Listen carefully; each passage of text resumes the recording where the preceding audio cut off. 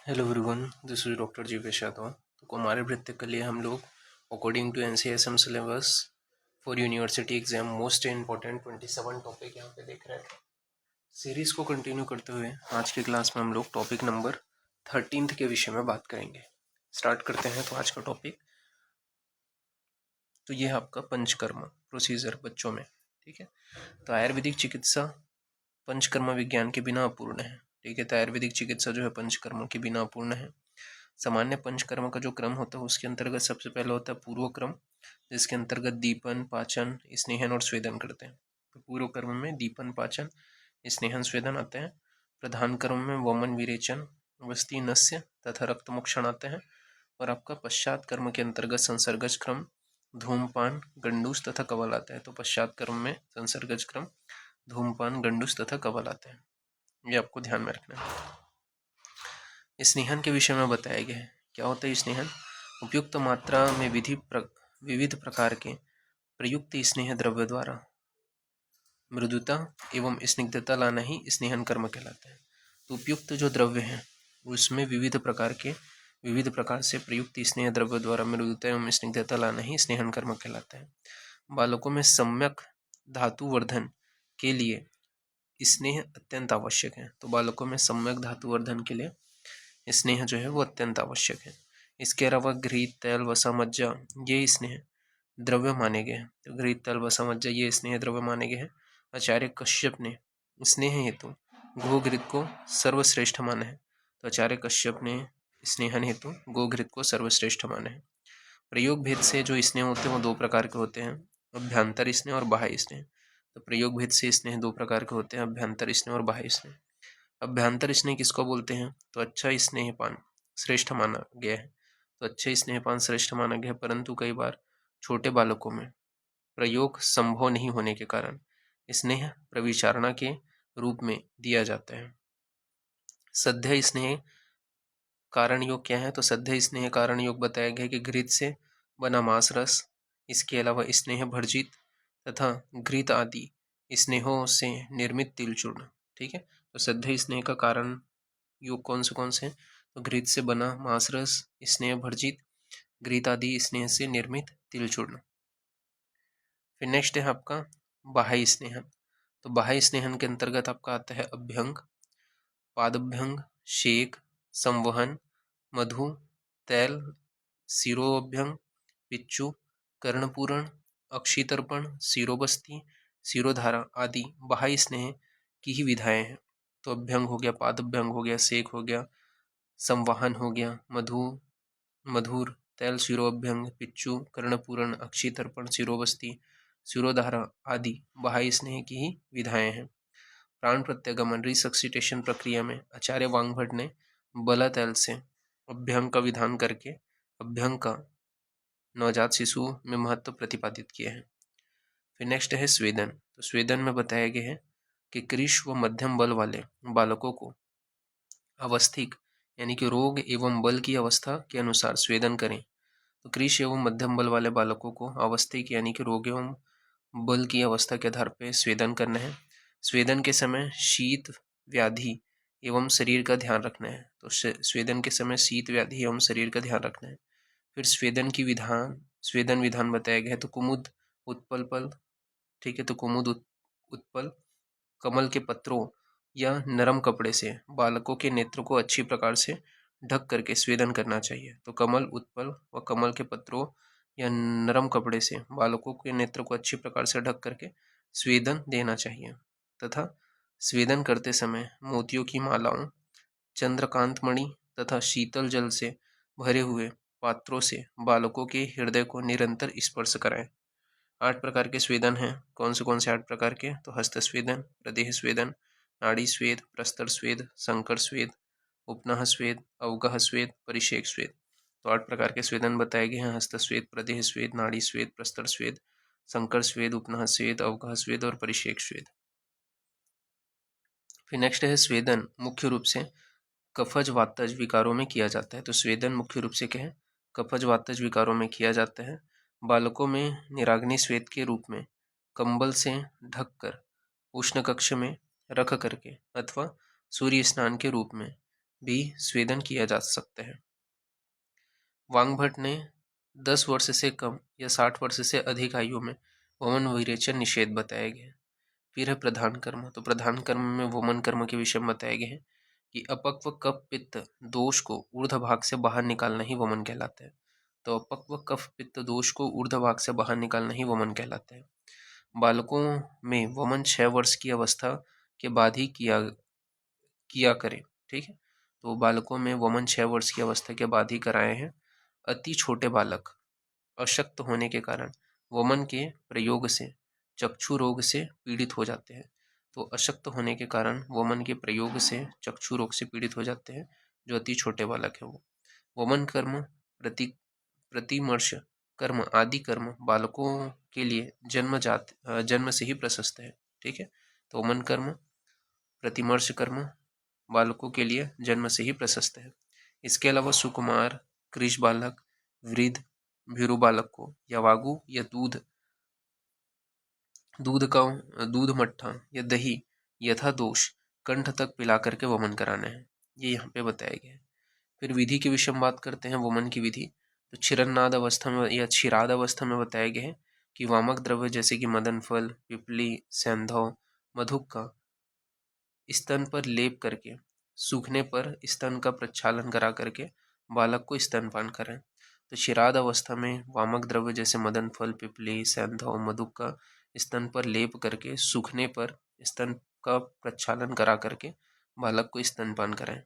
क्षीरन्नाद अवस्था में बताया गया है कि मातृ स्तन्य के साथ मदन फल, वचा आदि का प्रयोग करें। तो क्षीरन्नाद अवस्था में मातृ स्तन्य के साथ मदन फल, वचा आदि का प्रयोग करें। अन्नाद अवस्था में बोला गया है कि मदन फल, वचा, सैंधव, कटफल, सरसप का क्वाथ वमन द्रव्यों की मात्रा रोग की तीव्रता पर निर्भर करती है। तो अन्नाद अवस्था में मदन फल, वचा, सैंधव, कटफल, सरसप का क्वाथ वमन द्रव्यों की मात्रा जो है वो रोग की तीव्रता पर निर्भर करती है। पश्चात कर्म के अंतर्गत उपवास, संसर्गज क्रम, धूमपान निषिद्ध है। तो पश्चात कर्म में उपवास, संसर्गज क्रम, धूमपान निषिद्ध है। मृदु विरेचन बालकों के लिए बताया गया। विरेचन के विषय में बात करें तो विरेचन में बताया गया है कि बालक एवं वृद्ध में धातु अपरिपक्व एवं क्षीयमाण होता है। तो बालक एवं वृद्ध में धातु अपरिपक्व एवं क्षीयमाण होते हैं। इस प्रक्रिया से उत्पन्न व्यापक को सहन नहीं कर पाने के कारण विरेचन कष्टकारक हो जाता है। तो इस प्रक्रिया से उत्पन्न व्यापक को सहन नहीं कर पाने के कारण विरेचन कष्टकारक हो जाता है। सारंगधा ने 16 वर्ष की आयु के बाद विरेचन का विधान किया है। चिकित्सकीय अनुभव में देखा गया है कि विरेचन द्रव्य स्निग्ध द्रव्यों के साथ दिए जाने पर अल्प व्यापद युक्त होते हैं। साथ ही साथ व्यवर्ण दोषयुक्त दुग्ध वाली धात्री में तथा कृमि कोष्ठ में विरेचन कराने का विधान बताया गया। सुकुमार, पक्षाघात एवं रेवती बालगृह में विरेचन का निषेध बताया गया। तो सुकुमार, पक्षाघात एवं रेवती बालगृह में विरेचन का निषेध बताया गया। फिर वस्ती कर्म के विषय में बात करते हैं। तो वस्ती कर्म में बताया गया है कि गुदा मार्ग या अपत्य मार्ग से औषधि, क्वाथ, स्नेह, मांसरस एवं रक्त आदि द्रव्य प्रयोग करना वस्ती कर्म कहलाता है। तो गुदा मार्ग से या अपत्य मार्ग से औषधि, क्वाथ, स्नेह, मांसरस एवं रक्त आदि द्रव्य का प्रयोग करना वस्ती कर्म कहलाता है। यह चिकित्सा विशेषकर वात दोषजन्य विकारों में प्रयोज्य है। आचार्य कश्यप ने बालकों में इस विधा का प्रयोग वस्ती के समान फलदायी बताया है। वस्ती के प्रकार बताए गए हैं। तो 3 प्रकार के होते हैं। निरु वस्ती को ही अस्थापन वस्ती भी बोला जाता है। इसके अलावा अनुवासन वस्ती और उत्तर वस्ती। ठीक है, तो ये आपका बताया गया। अब एक एक करके वस्तियों को देखते हैं। तो निरु वस्ती के विषय में बताया गया। तो निरु वस्ती किसको बोलते हैं? तो जिसमें क्वाथ की बहुलता होती है तथा जो शरीर से दोष एवं व्याधियों को बाहर निकालने में समय हो। ठीक है, तो जिसमें क्वाथ की बहुल्यता हो तथा जो शरीर से दोष एवं व्याधियों को बाहर निकालने में समय हो। ठीक है, तो उसे अपन क्या बोलेंगे? निरोवस्ती कहेंगे। दोष, धातु, मल एवं आयु को स्थापित करने के कारण इसे अस्थापन वस्ती भी कहते हैं। तो दोष, धातु, मल एवं आयु की स्थापना करने के कारण इसे अस्थापन वस्ती भी कहते हैं। बालकों में विरेचन साध्य रोगों में विरेचन को विरेचन के स्थान पर इस वस्तु का प्रयोग किया जाता है। तो बालकों में विरेचन साध्य रोगों में विरेचन के स्थान पर इस वस्तु का प्रयोग किया जाता है। यह दोषों का निष्कासन विरेचन के समान करते हुए बल वर्ण तथा मार्दों को उत्पन्न करता है। ये यहाँ पे बताया गया। फिर निरुवस्ती की आयु अनुसार मात्रा बताया गया। तो निरुवस्ती की आयु अनुसार मात्रा 1 वर्ष में 4 तोला, 12 वर्ष में 48 तोला, 13 वर्ष में 56 तोला, 15 वर्ष में 72 तोला, 16 वर्ष में 30 तोला, 17 वर्ष में 38 तोला और 18 वर्ष में 98 तोला बताया गया है। ठीक है, तो ये चीज़ ध्यान में रखना। 70 वर्ष तक 96 तोला की मात्रा का प्रयोग करते हैं। नेक्स्ट है आपका निरुवस्ती के बाद में होता है अनुवासन वस्ती। तो अनुवासन का अर्थ होता है जो शरीर में कुछ समय रहे तथा कोई उपद्रव नहीं होता है, उसे अपन अनुवासन वस्ती कहते हैं। तो अनुवासन का अर्थ होता है जो शरीर में कुछ समय रहे और कोई उपद्रव नहीं होता, तो उसे अनुवासन वस्ती कहते हैं। यह भोजन के बाद दी जाती है अथवा यह प्रतिदिन दी जा सकती है। अनुवासन वस्ती में प्रमुख द्रव्य स्नेह होते हैं।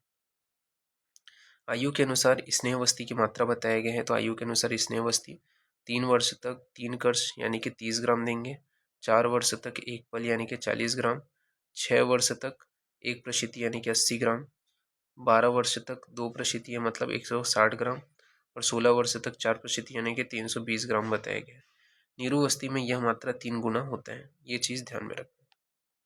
फिर मात्रावस्थी के विषम बताए गए हैं। तो मात्रावस्थी में बोला गया है कि बालकों के लिए उपद्रव रहित होने से श्रेष्ठ होता है। मात्रावस्थी बालकों के लिए उपद्रव रहित होने से श्रेष्ठ होते हैं। इसे अल्प मात्रा में प्रारंभ करके क्रमशः बढ़ाएं। मात्रावस्थी सदैव बल्य, मल निष्कारक तथा सुखकारक मानी गई है। फिर नेक्स्ट है शिरोविरेचन। तो शिरोविरेचन में क्या बोला गया है? तो शिरोविरेचन में बोला गया है कि नासा मार्ग से सिर में औषध प्रयोग करना नस्य कहलाता है, जो ऊर्ध्व जत्रुगत रोगों के लिए लाभप्रद है। तो नासा मार्ग से सिर में औषध प्रयोग करना नस्य कहलाता है, जो ऊर्ध्व जत्रुगत रोगों के लिए लाभप्रद है। मर्स नस्य का प्रयोग बालकों में 8 वर्ष के बाद किया जाना चाहिए। प्रतिमर्श नस्य जन्म से ही प्रयोग किया जा सकता है। तो प्रतिमर्श नस्य जन्म से ही प्रयोग कर सकते हैं। मर्स साध्य रोगों में प्रतिमर्श नस्य का ही प्रयोग करना चाहिए। तो मर्स से साध्य रोगों में प्रतिमर्श नस्य का ही प्रयोग करना चाहिए। नस्य के लिए तैल का प्रयोग ही श्रेष्ठ है, क्योंकि सिर कफ का स्थान है। तो ये चीज ध्यान में रखना। फिर नस्य के प्रकार के विषय में बात करते हैं। तो नस्य के प्रकार क्या है? तो शोधन, ठीक है, जिसके अंतर्गत मरीच्यादि तीक्ष्ण पदार्थों से विरेचन नस्य देते हैं, शिरोविरेचन कराते हैं। तो शोधन के लिए मरीच्यादि तीक्ष्ण पदार्थों से, पूर्ण व्रीहण से, ठीक है। स्नेह नस्य की जो मात्रा है उमर्स का 6, 8 और 10 बूंद होता है और प्रतिमर्श का 2 बूंद होता है।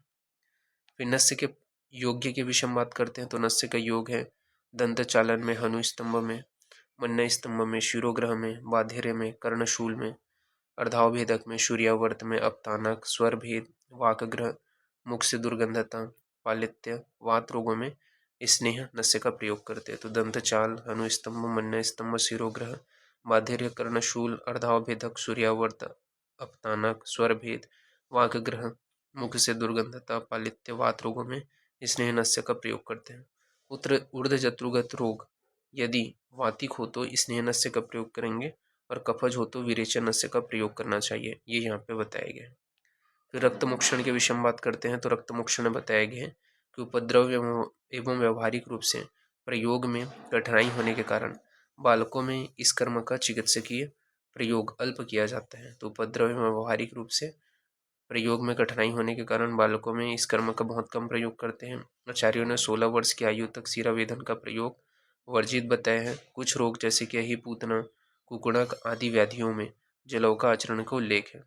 जलौका के प्रयोग विधि में बताया गया है कि विहित स्थान पर जलौका लगा दिया जाता है।